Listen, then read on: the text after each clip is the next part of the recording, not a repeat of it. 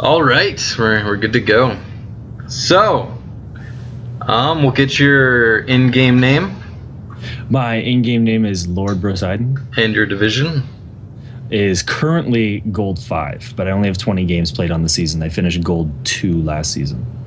Okay, so first question: what made you start playing League of Legends? It was a free-to-play game, and I was a poor student, so I was like, hey, this seems kind of cool, and I was pretty sure I had some friends that played it, so I started playing it, and I hated it, and I quit not that long after, and then I came back about 6 months later and started liking it. I was the same way when I first started playing. The turret range really confused me and angered me a lot. Yep. You know what actually made me come back? Dominion. Really? Seriously, Dominion came out, and I was like, this looks like a fast-paced version of the game, and that entices me a lot more. And then while playing Dominion, I realized that the first 15 minutes of Summoner's Rift can actually be fun, and learn to love that. And I just wanted to team fight constantly. Yeah, so do you play a lot of ARAM then, or? I do on my alternate account to level it up, because playing in Summoner's Rift on any kind of sub 30 account is ridiculously inconsistent. Oh yeah. And how long have you been playing? Oh, late season 1. Ooh. Experienced. Skarner came out right when I started playing. Let me just right. When did he come out?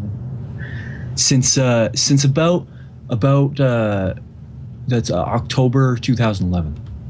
Wow. And what drives you to continue playing? Competition. I'm really competitive, and honestly, it's not getting to the next tier. It's not anything like that. I just really like having a good game. Feels really good. Nice. All right. So yeah, we already went through the current rank, past ranks. Have you ever been lower than gold? I have. Season 1, I finished bronze. Cool. And season 2, I finished silver. I was actually silver 1, and I was pushing for gold, and I made it to my gold 5 promos about 5 or so times, and couldn't get through any of the times because of various shit that happened. So that was very frustrating. And then I just kind of ran out of time because I was in school and just didn't have the time to grind so hard. Yeah. But I promptly hit gold 5 pretty much the second season 4 started. Nice. Or season 3 started. Oh, wait, do I have that?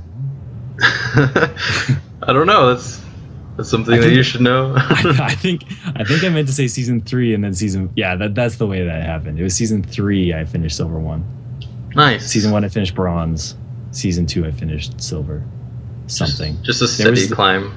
Yeah, silver in season 2 they didn't have divisions. That started in season 3. So yeah, that was just an MMR based thing, right? Yeah, exactly. Yeah. But I finished silver.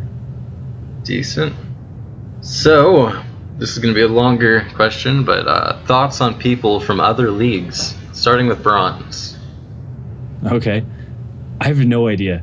I really my alternate account, I'm fully on intending, and I'm sorry to anyone that I caused to have losses because of this, but I want to drop it the fuck down to bronze 5. I want to see what that shit looks like, because I have no idea. You hear all this stuff about bronze players, and you see plays on Reddit and stuff like that, and I want to know what it's like, and I want to see how hard it is to climb out of it. I want to confirm or deny elo hell. Yeah, so general thoughts on silver players. Well, I was one. So honestly, it was for me, being a silver player, it was a mechanical thing. I had pretty good game knowledge. I always thought I had better game knowledge than the division I was in. I still actually think I do, but I needed to just play the game and practice more. I actually don't have, I have how many? 483 normal wins. And then assuming about 50-50, so less than 1,000 games played in normal and Dominion and Twisted Tree Line and ARAM and blah blah blah, all those things, which is, compared to a lot of my friends that are around the same level as me, a lot less. So, and a lot of it's just come down to I haven't had the time to grind it out and just get that mechanical muscle memory. Yeah. And the more that I've been able to play, I've just steadily climbed. So I think that was my experience as a silver player. was that I had okay game knowledge, and I probably like to think that I had a lot better than it actually was, but I just needed to play and experience the game and get that muscle memory and experience the matchups and All get my right. reaction time up. So gold players thought of that. Yeah. It's we're the best. Yeah. It's pretty much heaven, you know. We do nothing wrong. And we know everything. We're actually all LCS caliber. It's just because of all the players that are stuck at Plat 5 from boosting, it just prevents us, you know. It really gets us down. Yeah. No, Now, I gold, get that. gold, I think is it's not really that big of a difference from silver. Really, it's pretty subtle. I think it's the biggest difference from silver to gold is either attitude or mechanical ability. If you can improve one of those two things, honestly, I don't think it's that hard to make it to gold. I see a lot of people do really stupid shit, is what I mean to say. So it can't be that good. I don't feel like that good of a player. So platinum players. Based on what I've heard, it really just seems like it's full of people that kind of barely edge their way through from gold, and a bunch of people that truly believe they should be diamond and are toxic as fuck, is what I've heard. Like Plat 1 sounds like the worst division in the world. It just sounds horrible, and everyone there are just massive assholes. So I don't know. I guess it's because you're so close to the top. Like once you're Diamond 5, you can tell people I'm Diamond, and then they can assume whatever. But once you're Diamond 5, you can tell people anything you want, and they'll think you're the greatest player in the game. And I think Diamond is like top 1%. So even if you're Diamond 5, then right on, you're obviously a really good player. But everyone just pushes so hard to get from that Plat 1 to Diamond 5, and it really doesn't mean that much. But I guess externally, people seem to think it does. Yeah, and then diamond players. You kind of discussed Diamond 5 already, so we'll just jump to like the Diamond 1 guys, like those top tier. Yeah. Well, there doesn't seem to be that many of them, because I read on Reddit the other day that something like 25% of Diamond is Diamond 5, or more than that, or I can't remember what it was, but a ridiculous percentage, which is 25% doesn't seem like that ridiculous, because if there's 5%, then 20% in each. Yeah, I heard it was like 40 or something around that. Yeah. A lot of people sitting at Diamond 5. Not horribly surprised about that. But anyways, about the Diamond 1 people, I mean, that's pretty much your cream of the crop solo queue, basically. Like people that, I mean, for the most part, are probably... it seems like a lot of people that make it that high are one-trick ponies. They learn a couple champions really, really well, learn the matches inside and out, and then kind of just... spam it.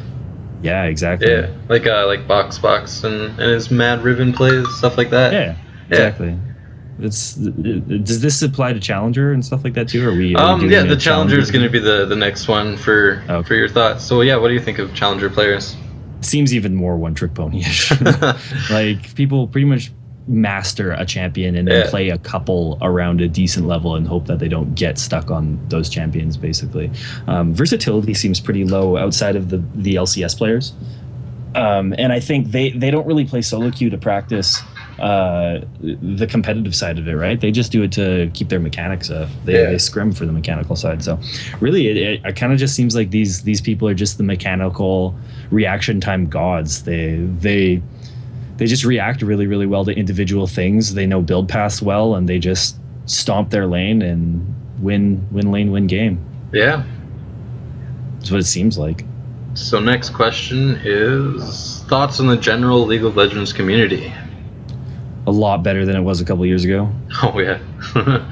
It really doesn't seem that bad to me, to be honest. Like, compared to other really popular communities like right now, and I don't know it so well, but I mean, outside of like the Twitch user base and stuff like that, I'm thinking more like Reddit and official forums and people that talk about it outside of their basements and their computers in the real world, go to things like the finals and Comic-Con events and whatever. League players don't seem that bad. They seem okay. A hell of a lot better than they used to be. I think Riot did a really good job in shaping up the community and making it a lot more tolerable place to play. I agree.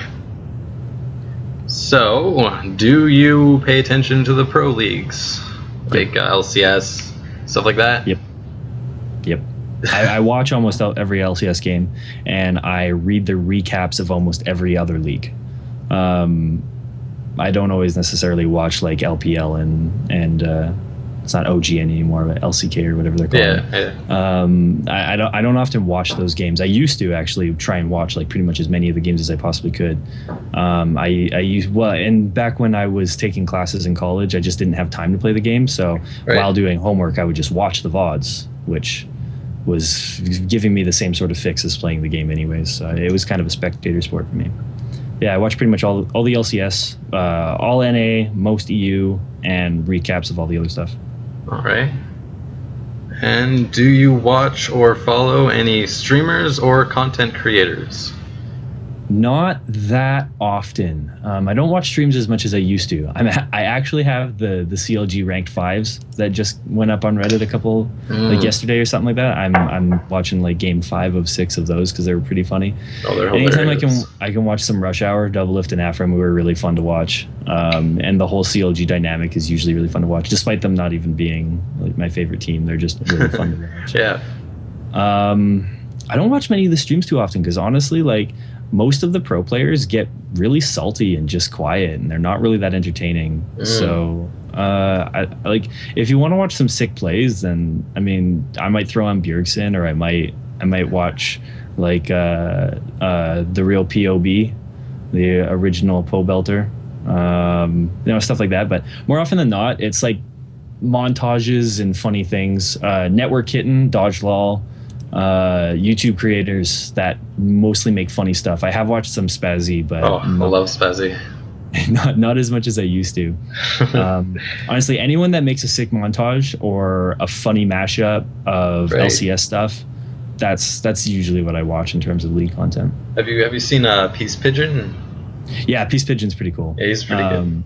Anytime, I don't have most of these guys subscribed on YouTube because I don't really go on YouTube that much, but if I ever see it on front page on Reddit, I usually watch it. Yeah. All right, so that's that. And